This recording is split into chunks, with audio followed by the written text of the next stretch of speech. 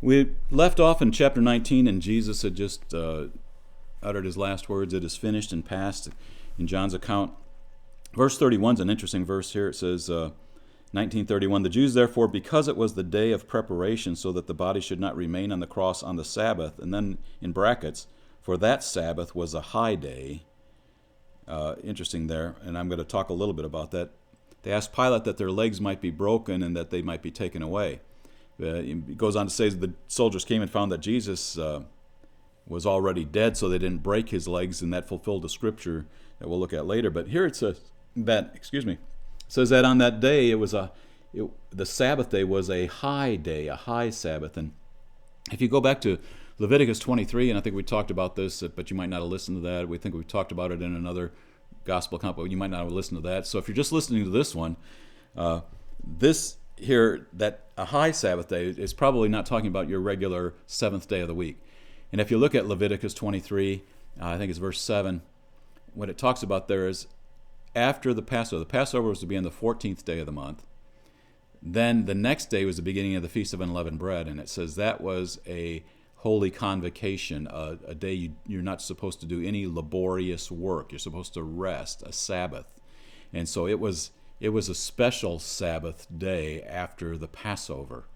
So you've got Passover on the 14th, a Sabbath day on the 15th, and then you've got other days. Well, I'm going to throw this out there for you, and you don't have to believe this or take it or whatever, but because of this and a passage in Matthew 28:1 where it says, after the Sabbath they came and took the bodies down. Actually, the translation of that, the word Sabbath there in Greek is sabbaton, which is plural, genitive plural. It should say after the Sabbaths. After the Sabbaths in Matthew 28:1. Now after the Sabbaths. And so what I would conclude is that there were two Sabbaths in here. There was, Jesus was crucified on Passover. Say that would be on a Wednesday. The next day would be a Thursday, and it was a Sabbath. It was a high holy day. It was the day, first day of the beginning of Feast of Unleavened Bread, and you do no laborious work. The next day would be Friday. The following day would be the regular Sabbath, and then what would come after that would be the first day of the week, or what we would call Sunday, and all of that would be in fulfillment of a couple of different scriptures, a couple of different things.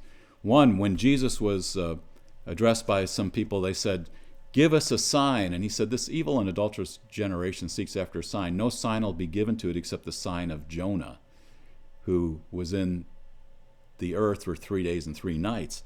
And so, if we do it this way, and there actually were two Sabbaths in here and not just one Sabbath, it wasn't Jesus was crucified on Friday, taken down because Saturday, the Sabbath, was coming, and then rose early before dawn on Sunday morning. That would be Friday night, Saturday. That's a day and a night.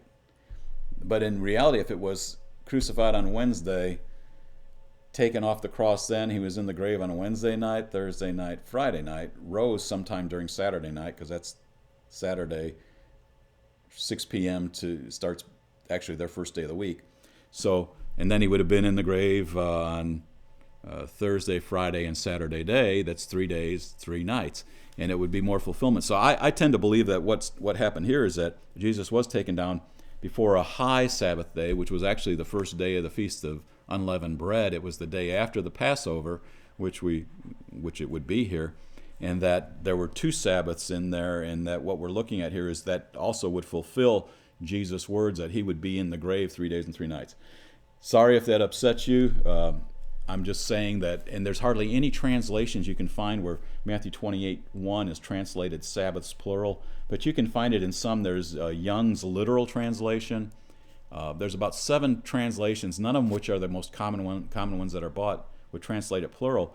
But for those that really do very detailed translation, they stick to it there. And so there is a possibility, and I think it's a good possibility because it would fulfill Jesus' words too, that there was 2 Sabbaths between the time he died and the time he rose again. So anyway, going ahead here, there's several passages that fulfilled here. We said they didn't break Jesus' legs, and then 19:36, it says, "For these things came to pass that the scripture might be fulfilled, not a bone of him shall be broken." So they broke the legs of the thieves that were by him, but they didn't break his legs because he was already dead.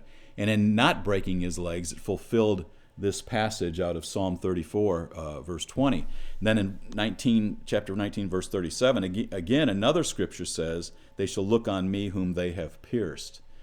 A fascinating passage in Zechariah 12, and it definitely applies to this, but it seems to also apply towards a revival in Israel at the end of the age, where they'll look on him. There'll be a revelation, a spirit of grace and supplication, it says, is poured out, and they look on him whom they have pierced. They have an understanding. But here, and it says, Zechariah 12:10 says, "Look on me whom they had pierced," and it's Yahweh speaking. It's the God of all eternity speaking. And he says, "You've pierced me." So once again, that I am theme, the theme of Jesus as God in the flesh, is kind of even exemplified in that passage there.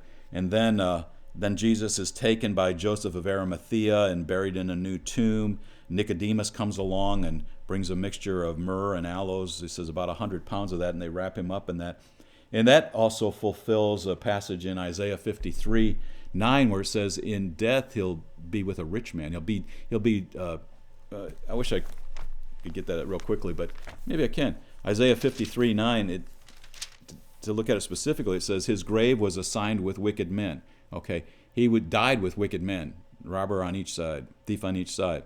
Yet he was with a rich man in his death, because he had done no violence, nor was there any deceit in his mouth. And so he was buried in a rich man's tomb. And so even that passage in Isaiah 53 was fulfilled in his death. And somebody said very appropriately, it was just a tomb rental. It was just a rent. He got a 3-day rental on a tomb here. It says, "I need a 3-day rental." And so he got that. And so then it goes on in chapter 20. "Now on the first day of the week, Mary Magdalene came early to the tomb while it was still dark, and saw the stone already taken away from the tomb." And this is important. It qualifies the first day of the week. Of course, that starts our Saturday night at 6 p.m.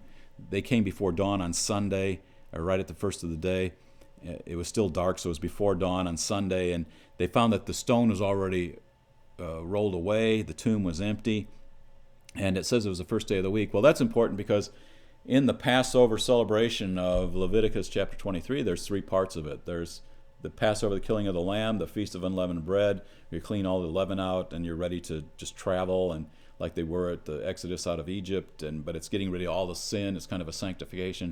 And then there's the waving of the sheaf of first fruits, and in that Leviticus 23 description of that celebration, that feast, that happened on the first day of the week, waving of the sheaf of first fruits. And that first fruits is like there's an early harvest. There's one sheaf that's ripe, and it's just a picture. And they said they waved it before the Lord that they could be accepted before the Lord. So Jesus is that one, that early first fruit that came, resurrected early. He's the firstborn among all creation, the first in the resurrection. And he was waved. He's the one that is waved before the Father that we can be accepted before him. So all of these little details in here actually fulfill other passages as we look at the scriptures as a whole. So that first day of the week is very important. John, once again, verse 4, verse 3 says, "Peter therefore went forth and the other disciple, and they were going to the tomb." The other disciple is John. He just refers to him in third person. "And the two were running together, and the other disciple ran ahead faster than Peter and came to the tomb first." And so here, once again, John is like letting you know that I'm faster than Peter. I beat him to the tomb. And it goes on, another interesting small thing that's not in a lot of, I don't think it's in the other Gospels. Verse 7, "And the face cloth, which had been on his head, not lying with the linen's wrappings, but rolled up in a place by itself." So there was actually a face cloth. And some people would say, because of that description there, that just like maybe the I can't think of what it was, the thing that they have where they believe it's Jesus wrapping garment tomb that in the tomb that is wrapped around him, and they have the picture of him, his face and his everything because of his resurrection, put that on that cloth. Well, a lot of people don't believe it's truly genuine because he had a face cloth apparently on that would have been covering part of that. But anyway, we'll look at the rest of this in our next session.